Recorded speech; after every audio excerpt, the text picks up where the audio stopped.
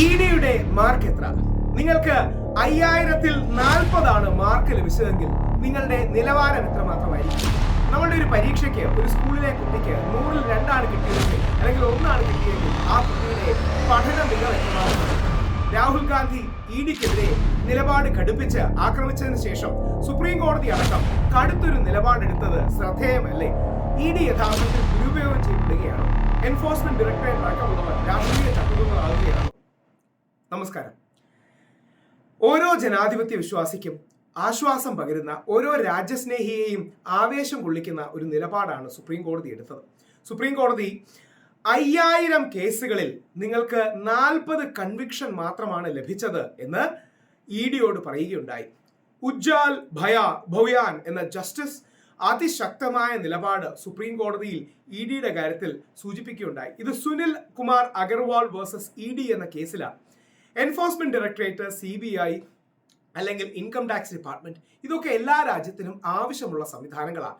ആ രാജ്യത്തെ സാമ്പത്തികമായ കുറ്റകൃത്യങ്ങൾ അന്വേഷിക്കാൻ, ആൾക്കാർ കള്ളപ്പണം നേടുന്നുണ്ടോ നോക്കാൻ തുടങ്ങിയ ഒരുപാട് കാര്യങ്ങളിൽ ഇത് പ്രധാനവുമാണ്. അല്ലെങ്കിൽ ഗുരുതരമായ ബാക്കി ഒഫൻസുകൾ, ഇതിനെല്ലാം വളരെ പ്രധാനപ്പെട്ടതാണ് ഈ ഏജൻസീസ്.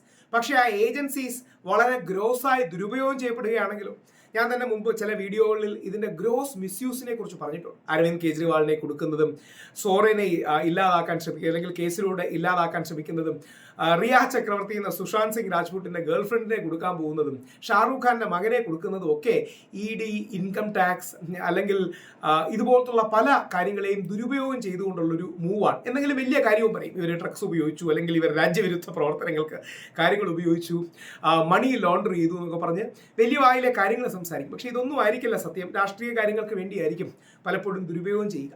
ഇപ്പോൾ സുപ്രീം കോടതി ഔദ്യോഗികമായി ചൂണ്ടിക്കാണിച്ചിരിക്കുന്നു, 5000 കേസുകളിൽ 40 കേസ് മാത്രമാണ് അവർക്ക് കൺവിക്ഷൻ അല്ലെങ്കിൽ കുറ്റം തെളിയിച്ച് ഒരാളെ ജയിലിലേക്ക് അയക്കാൻ കഴിഞ്ഞത്. ബാക്കി ഒരു സമ്മർദ്ദ തന്ത്രമായി പലപ്പോഴും മിസ്യൂസ് ചെയ്യപ്പെടുകയല്ലേ എന്ന പൊതുസമൂഹത്തിന്റെ ചോദ്യത്തെ വാലിഡേറ്റ് ചെയ്യുകയാണ് സുപ്രീം കോടതി. ഇതിൽ ബിസിനസ് സ്റ്റാൻഡേർഡ് അടക്കമുള്ള പ്രമുഖ മാധ്യമങ്ങൾ ചൂണ്ടിക്കാണിക്കുന്നത് 2022 മാർച്ച് 31 വരെ 5422 കേസുകളിൽ 23 മാത്രമാണ് കൺവിക്ഷൻ കിട്ടിയത്.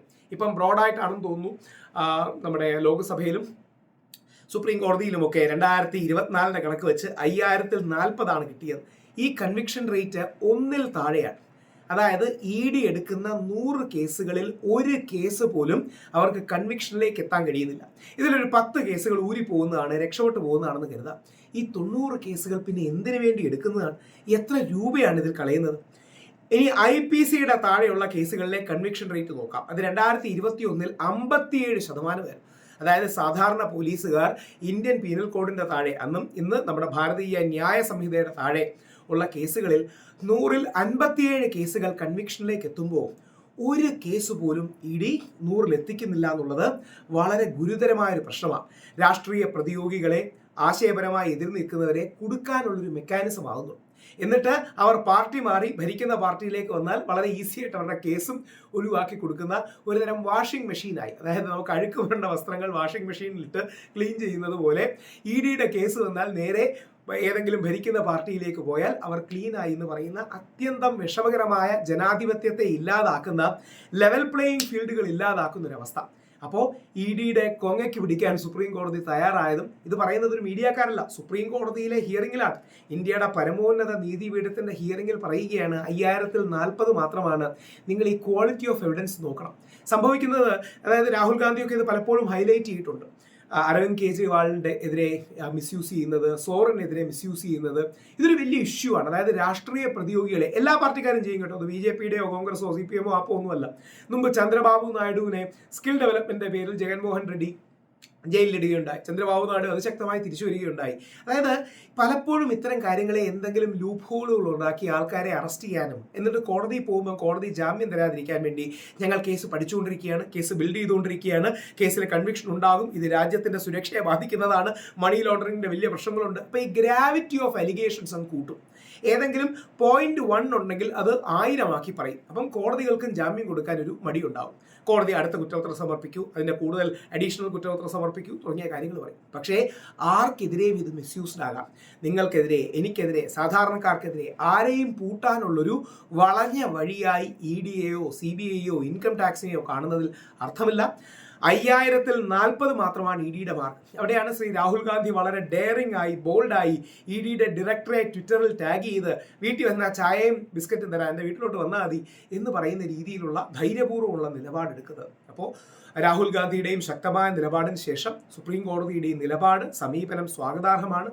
ED ആണെങ്കിലും CBI ആണെങ്കിലും ഇൻകം ടാക്സ് ആണെങ്കിലും നമ്മുടെ നാർക്കോട്ടിക്സ് കൺട്രോൾ ബ്യൂറോ ആണെങ്കിലും ഒക്കെ ഏറ്റവും പ്രാധാന്യമുള്ളവയാണ്. പക്ഷേ അവർ മിസ്യൂസ് ചെയ്യപ്പെട്ട് എനിക്ക് ED ഉദ്യോഗസ്ഥരോടും CBI എൻഫോഴ്സ്മെന്റ് നാർക്കോട്ടിക്സ് ഉദ്യോഗസ്ഥരോട് പറയാനുള്ളത്, നിങ്ങൾ ഒരിക്കലും ഭരിക്കുന്ന ഒരു പാർട്ടിയുടെയും ചട്ടുകമാകരുത്. നിങ്ങൾ ബോൾഡായി നിൽക്കണം. കാര്യം നിങ്ങളുടെ ഏജൻസീസിന്റെ വിശ്വാസത്തെ സംരക്ഷിക്കേണ്ടത് നിങ്ങളാണ്. ഒരു കാരണവശാലും ഒരു രാഷ്ട്രീയ സമ്മർദ്ദത്തിനും നിങ്ങൾ വശപ്പെടരുത്. നിങ്ങൾ പ്രൊഫഷണൽ ഒരു ഫോഴ്സായി നിൽക്കണം. നാളെ BJP വന്നാലും, കോൺഗ്രസ് വന്നാലും, AP വന്നാലും, CPM വന്നാലും, ഇനി വേറെ ആര് വന്നാലും അതിൽ ഒരു കാരണവശാലും നിങ്ങൾ പെടരുത്. ശക്തമായി നിൽക്കണം. EDയുടെ വിശ്വാസ്യത വീണ്ടെടുക്കാൻ EDക്കാകട്ടെ, എല്ലാവിധത്തിലും രാജ്യത്തിൻ്റെ ബാലൻസ് നിലനിർത്താൻ നിങ്ങൾക്കാകട്ടെ. അല്ലാതെ രാഷ്ട്രീയ ചട്ടുകങ്ങളായി മാറരുത് എന്ന് ഈ ഏജൻസീസിനെ എല്ലാം ആദരവോടെ കാണുന്ന ഒരു വ്യക്തി എന്ന നിലയിൽ അഭ്യർത്ഥിക്കുന്നു.